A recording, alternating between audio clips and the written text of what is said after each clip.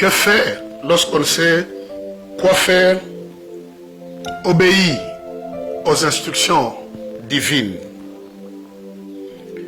Exode 14, 13 à 14, Moïse dit au peuple, répondit au peuple, ne craignez rien, restez en place et regardez la délivrance que l'Éternel va vous accorder en ce jour, car les Égyptiens que vous voyez aujourd'hui, vous ne les verrez plus jamais.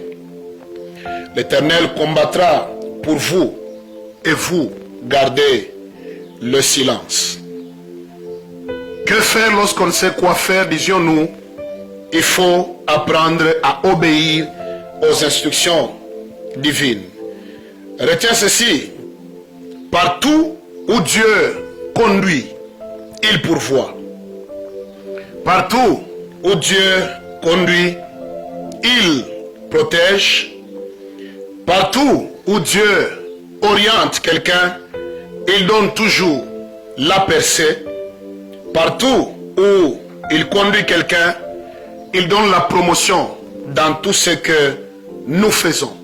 Si c'est lui qui est à la base de l'instruction de ce que tu es en train de faire, il donnera les succès, il pourvoira certainement. Alléluia.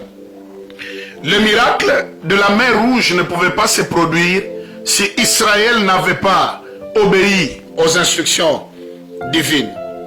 S'il avait choisi de rester sur place et de ne pas avancer, la mer Rouge ne se serait pas fendue en deux et Pharaon n'aurait pas été englouti ce jour spécifique.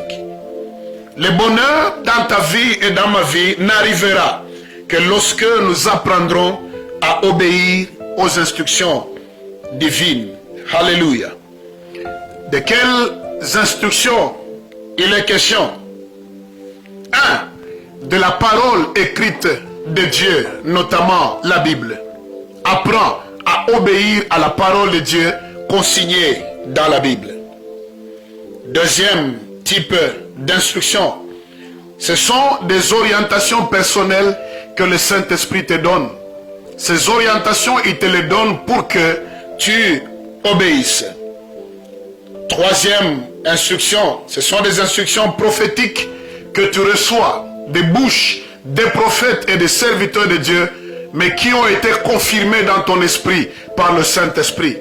Parce qu'on ne doit pas obéir n'importe quoi, il faudrait qu'on obéisse également ce que le Saint-Esprit dépose comme conviction au fond de notre cœur. Enfin, quelle autre instruction auquel il faut croire? Ce sont les tabous personnels liés à ton exercice ministériel ou ton appel. Quand Dieu appelle quelqu'un, il a toujours des tabous qu'il lui donne. Une zone au-delà de laquelle il ne peut aller. Certaines choses qu'il n'est pas appelé à faire. Le cas de Samson, il ne devait pas raser sa tête. Il avait des tabous, il avait des instructions qu'il avait reçues de la part de Dieu. C'est l'obéissance et l'observance de ces tabous-là qui te rendra fort, plus que vainqueur sur le terrain. Que faire lorsqu'on sait quoi faire? Apprends et développe l'esprit d'obéissance aux instructions divines. Shalom mon ami.